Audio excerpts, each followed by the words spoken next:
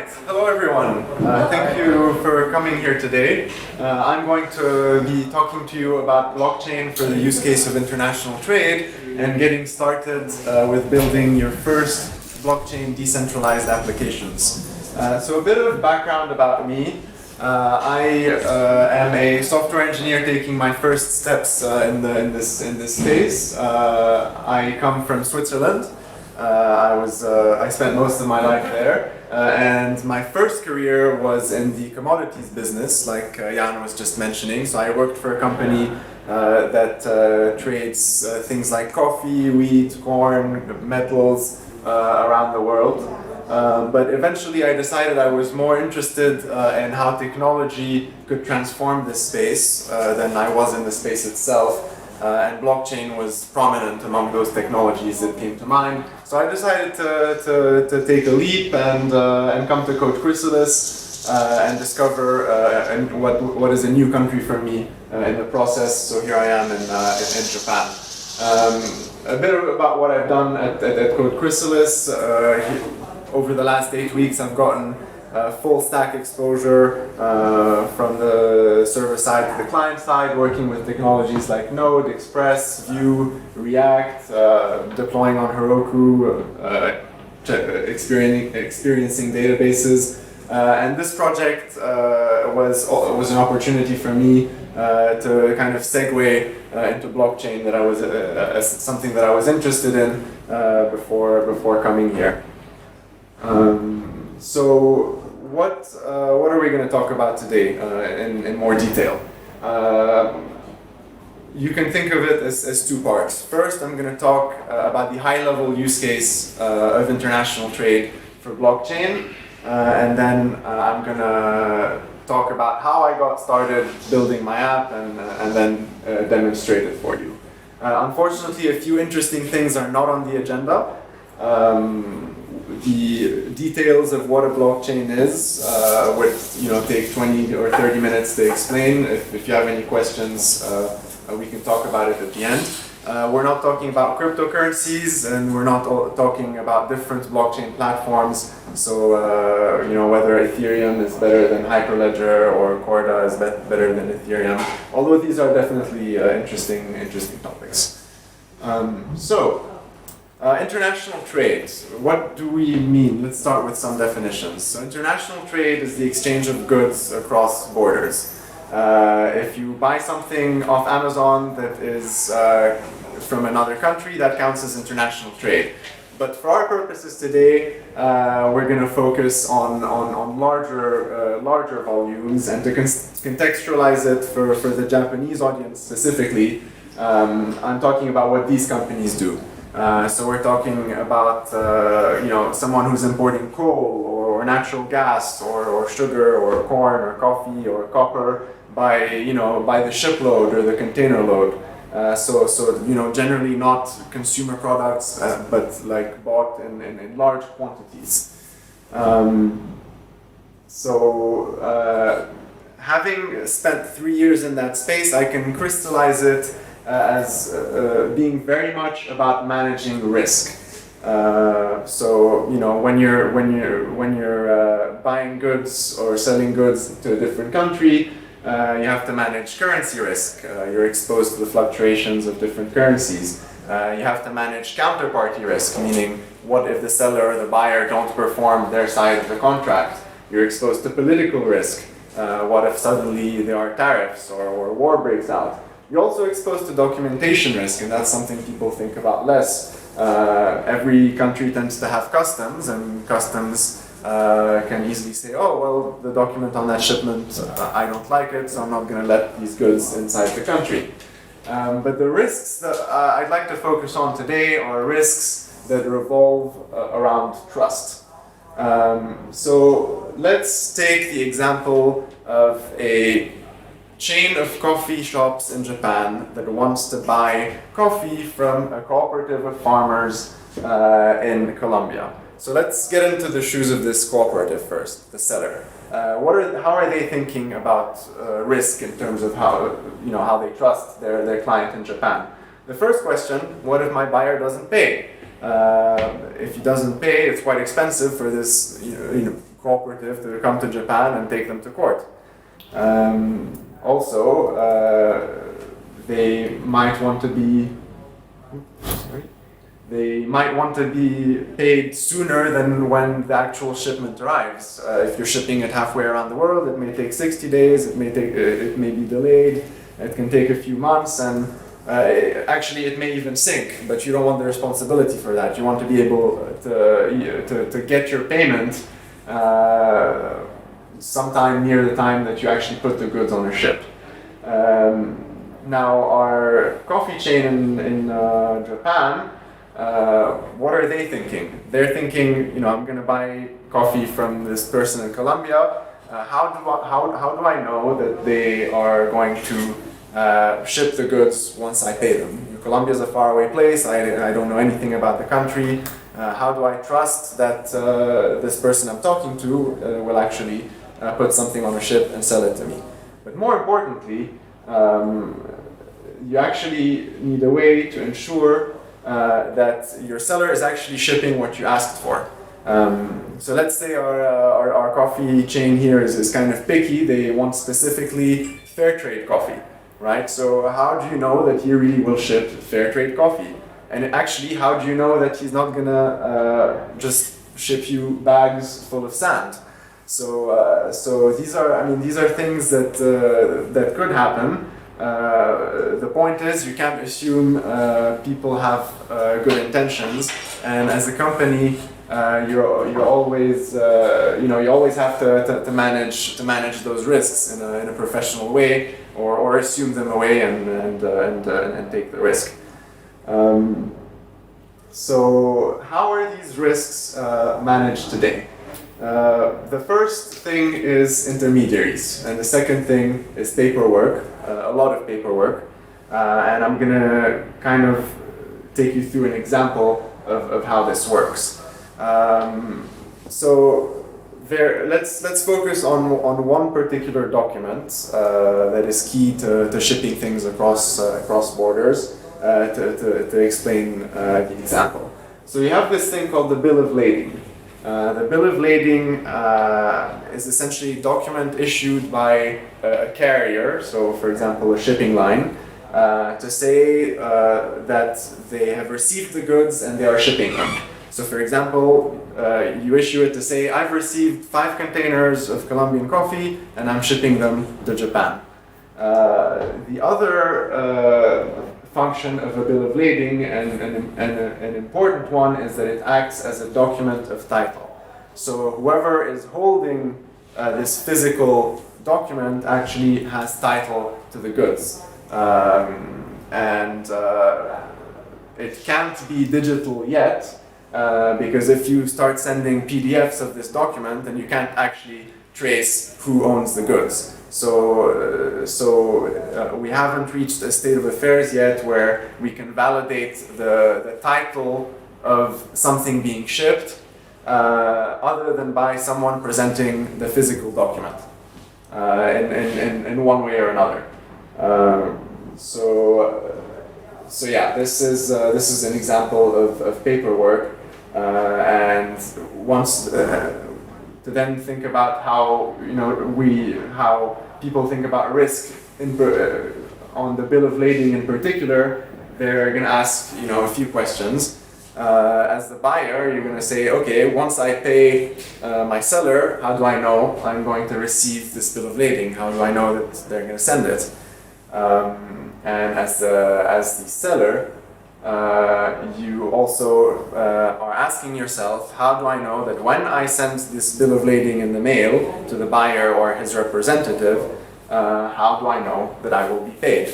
And today, this is mostly managed by banks as intermediaries. So let's take the example of HSBC. It's a large global bank.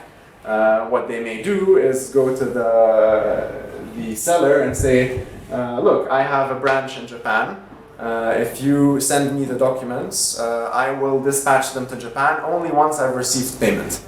And on the other side, the Japanese branch will say, I will pay only. They will tell the buyer that I will pay the seller only once I've received and checked that the documents are in order. So this is basically what you call trade finance. It lubricates global trade, and you get a flow that kind of looks like this, where the buyer and the seller choose the bank as a trusted intermediary, and it's essentially saying that you trust the bank as a source of truth rather than the counterparty to the contract. So I've described kind of a vanilla transaction. They can look quite different. So the reality is that the ecosystem is quite complex. There are a lot of nodes, first of all, because there's much more documentation than what I've just described. So for example, if you want fair trade coffee, is it enough that the seller says, oh, this was grown fair trade by farmers who are well paid? No, you need some sort of organization, a third party, to certify that this is fair trade coffee. You also need someone to say, to issue a phytosanitary certificate, because you're not going to be paying for goods that once they arrived are declared unfit for human consumption. So these are just examples of documents where you need a third party as your source of truth and reliability. And the thing I would add is there are a variety of transaction formats depending on the levels of trust between counterparties, but this friction in trust is a common theme, so you kind of either have to assume it away, for example, if you're dealing with someone that you've known for 50 years, or you have to find a way to manage it. So in a nutshell, the current process is quite paper heavy. The reality is that documents are being couriered all around the globe every day to be checked by banks and to be sent to buyers and so on and so forth. It's quite manual because you have humans actually checking that everything is in order, and it takes a long time to process, depending on the countries. Not everyone operates as efficiently as the Germans, to put it simply. So where does blockchain come in? On the one hand, you have blockchain, which is a technology of trust. It's a source of decentralized and distributed truth that you consider credible. On the other hand, you have international trade, where frictions in trust lead to a lot of paperwork and a lot of proliferating intermediaries. When you consider this, you can see that blockchain is a theoretical use case for international trade to kind of bring it into the digital realm. And how does this look like in practice? So the bill of lading that I just described, this could become digital, right? Because the blockchain could validate who actually has title to something being shipped in a reliable and secure way. Similarly, on other documents, you can have the third parties issue them on the blockchain, and that kind of validates them as reliable, credible, and secure. So in a nutshell, it's kind of an opportunity to establish a quicker and more algorithmic approach to payment, but also general workflow. But beyond that, so beyond this idea that you can have efficiency gains with automation and digitization and so on, with no sacrifice in security, you actually start laying the groundwork for an integrated digital system of global trade, because you may be able to solve this kind of trust friction. But also, speaking high level, it also sets out the vision of a more democratized supply chain, because smaller players can now interact without having to rely on either larger players or intermediaries. And also it promotes visibility. So you can imagine a world where you take your iPhone, you scan the QR code, and you can kind of securely and reliably trace back your food or to where it came from, or trace back a certain mineral to say, okay, this was produced ethically in a digital and secure way. So the last thing before we move on is to ask why blockchain.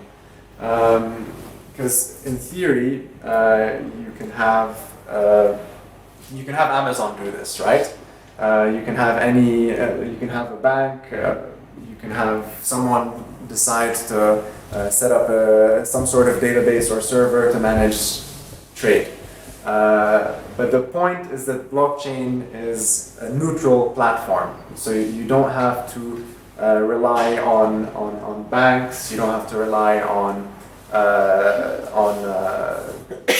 like a buyer or a seller. Yeah, of course, like Switzerland, and you always trust the neutral Swiss with your money, right?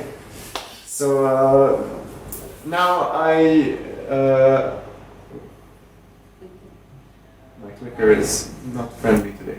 So now I'm going to take you through my first attempt to build a decentralized application to kind of model how this would work, to build a minimum viable product that models a basic trade transaction, and take you through the technology stack that I used.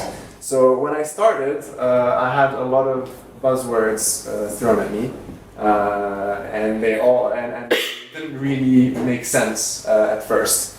I had to kind of take them and try to understand like how does everything relate to each other. So let's start with the basics, and this may be a refresh for some of you. But first, Ethereum. What is Ethereum? You can think of Ethereum as a blockchain with a built-in programming language. So you have applications that are built to serve a specific purpose for their users, but are executed in a decentralized way that doesn't rely on a particular server or database existing. A more technical way to describe Ethereum is a consensus-based, globally executed virtual machine. So a virtual machine is something that provides the functionality of a physical computer without being physical, and in this case it's globally executed because its nodes are really all around the world, and it's consensus-based because any changes to the state have to be approved by the majority of Ethereum nodes. And Ethereum has this thing called the Ethereum virtual machine, which is the part of Ethereum that performs computing. So it kind of provides the runtime environment for smart contracts to run on the Ethereum blockchain. Next, we have Solidity. So Solidity is the language that you use to write smart contracts on the Ethereum blockchain. It's object-oriented, it's statically typed, and just like other languages that you may be familiar with, it needs to be compiled to something that is executable on the Ethereum virtual machine. So you have this thing called the Solidity Compiler, or SOLC for short, that basically compiles Solidity code into bytecode that is readable and executable on the Ethereum virtual machine. Next, you have Web3, and this is essentially the official Ethereum JavaScript API. So from a JavaScript application, you can read and modify the state of the Ethereum blockchain, or specifically interact with contracts that are on the blockchain. Finally, you have the Truffle Suite, and unfortunately it's not a dessert menu, but it's actually called Truffle, Drizzle, and Ganache, and it serves as a kind of Ethereum Swiss Army knife, if you will. So to start, it was incubated by this company called Consensus. Consensus is a famous company in the blockchain space that's been quite active in growing the Ethereum ecosystem. So a lot of Ethereum-based startups have been incubated by consensus. Unfortunately, the suite itself doesn't include any chocolate, but it does provide syntactic sugar if you are an Ethereum developer.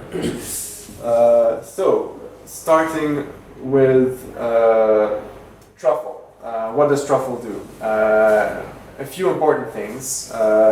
You can manage your networks. So, are you connected to a test blockchain? Are you connected to the real Ethereum blockchain? Are you connected to other to a blockchain on your own machine? That's all easily manageable on Truffle. It also includes the Solidity Compiler, so that also becomes kind of seamless and easy.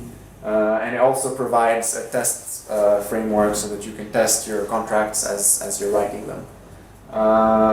Next, we have Drizzle and Ganache. Ganache is essentially a test blockchain that you can initialize on your own machine, and you can. I'll show you what it looks like afterwards. But you can configure its parameters, and you can interact with it as you would with a real blockchain. And Drizzle is like the front end. Is the front end link, so it connects to the Ethereum blockchain via Web3. The way I've experienced it, it's kind of like Web3 plus a few features that make it easier to interact with.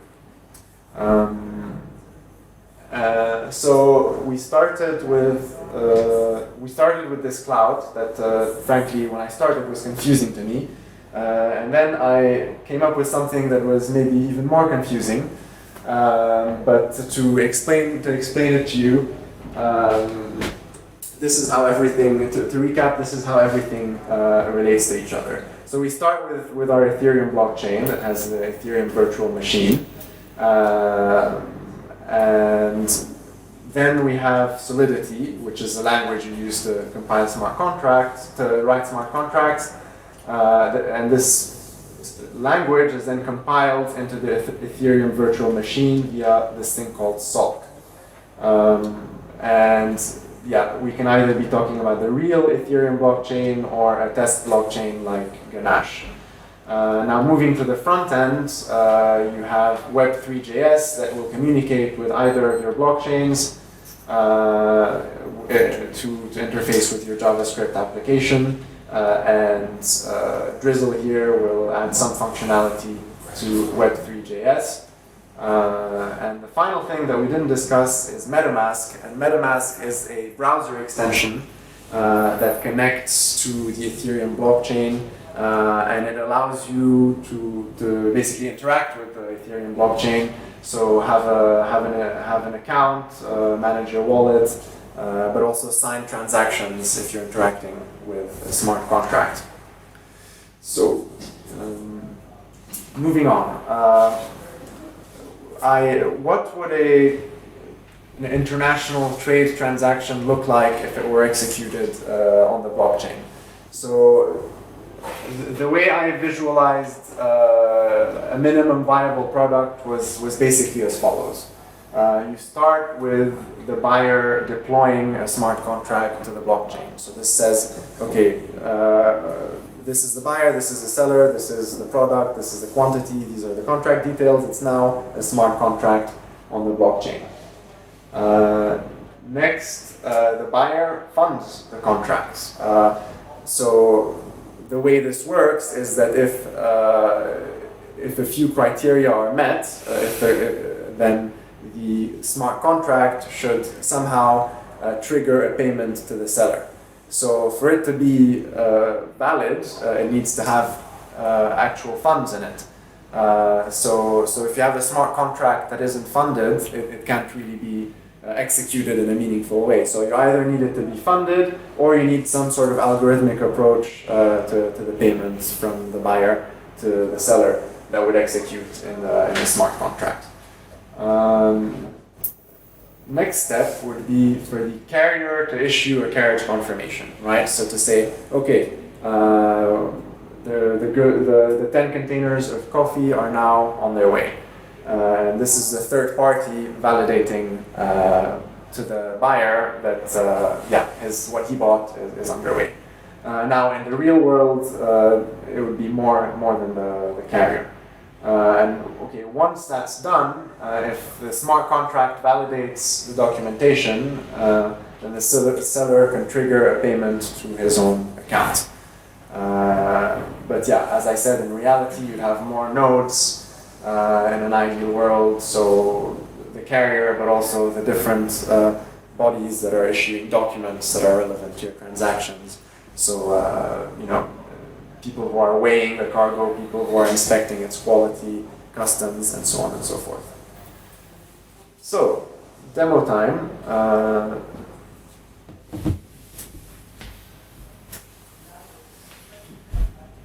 Right. So first, let's start with Ganache. This is the blockchain that's running on my machine, and you can see like I have 10 mock accounts with 100 Ether in them. You can see the blocks as they're being mined and what's in them. You can see the transactions and all the logs as well. And you can kind of configure the parameters of Ganache.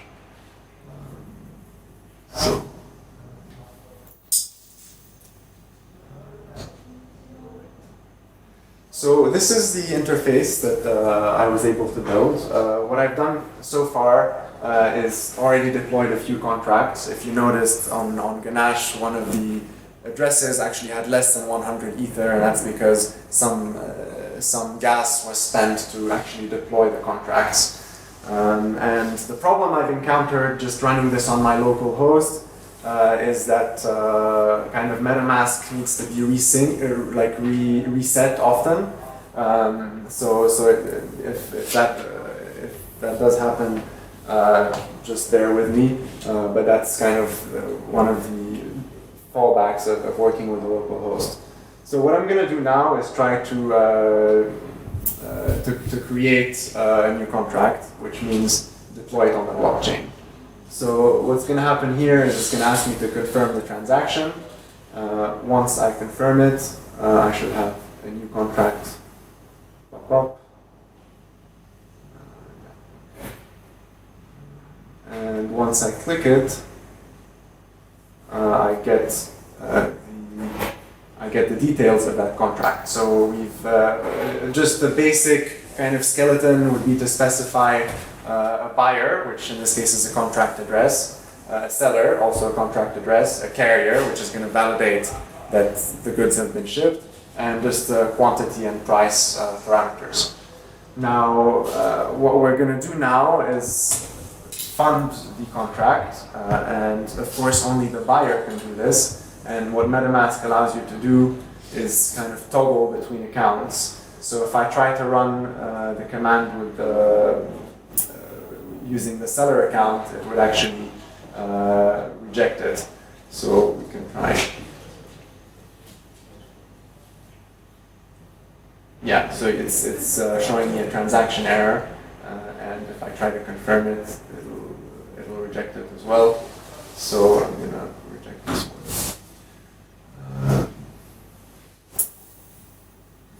But on the other hand, if I switch my contract to the buyer, it should go ahead. And here, why is it sending 7 Ether? Simply because what we've done is specify quantity of 7 at price of 1. So this can be metric tons or containers. This is still very abstract. But if I confirm it and then I click again to call the new state on the blockchain, you can see that the contract balance has now become 7 and the status is funded. Now that it's funded, we can wait for the carrier to confirm that the goods have been dispatched. And of course, the point is that only the carrier can do this because they're the third party that are going to validate in a digital and secure way that the buyer or that something is on the way to the buyer. So again, I have to switch the address that I'm using to carrier, and that corresponds to what was specified when we created the contract.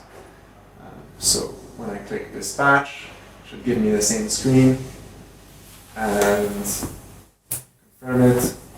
And then once I click here, it should show me that the status is now in transit. Now that the status is in transit, the seller has theoretically fulfilled his or her obligations, so the funds can now be redeemed. So if I change my contract, my address to the seller, and click on redeem, it should give me the same screen, confirm, and once I refresh the state, balance goes to 0, status is completed, and you can see that the seller now has 7 ethers more in his account minus whatever gas it cost to run the transfer. So this is kind of a minimum viable product that I was able to build. Of course, a transaction would look far more complex than this, but it is my hope to kind of keep dabbling with it and bringing it to something that looks more realistic. But as I said, it is a complex kind of ecosystem that we're dealing with.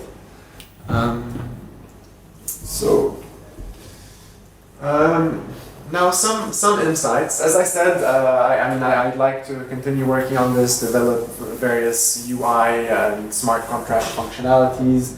And I do think that the Truffle Suite is kind of a good way to get started for Ethereum development. It takes some time to learn, but it's quite straightforward if someone is interested in getting started. What I did have some trouble with is Drizzle versus Web3.js. So Drizzle is the front-end framework for the Truffle Suite, and it's fairly young.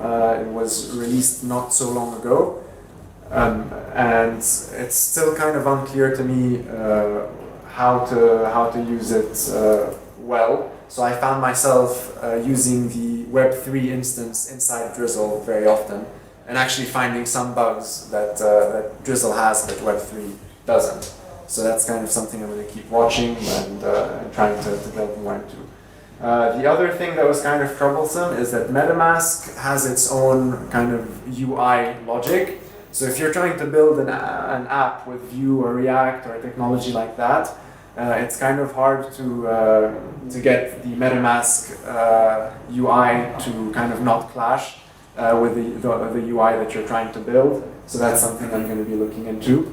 Of course, identity management would be kind of a cornerstone to this kind of system because it depends on the third party that validates whatever needs validation being the actual third party. So you need a secure way of validating identity on the blockchain. A bunch of companies have tested pilots there, and one of them is Uport. And inside the Truffle documentation, you'll actually find an integration with Uport that you can experiment with, and that's something that I'm gonna be working on. Now back to the high level.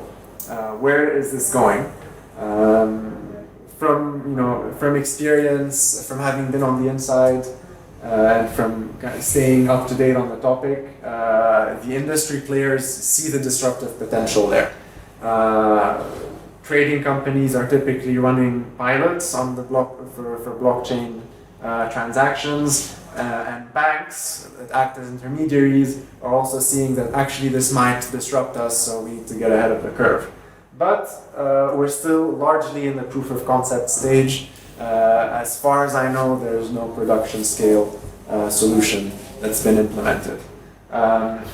Overall, it's these big companies that are working on it are biased towards what I would call a consortium approach, which means that you band together with other large companies, you create a blockchain, and you kind of play with it together.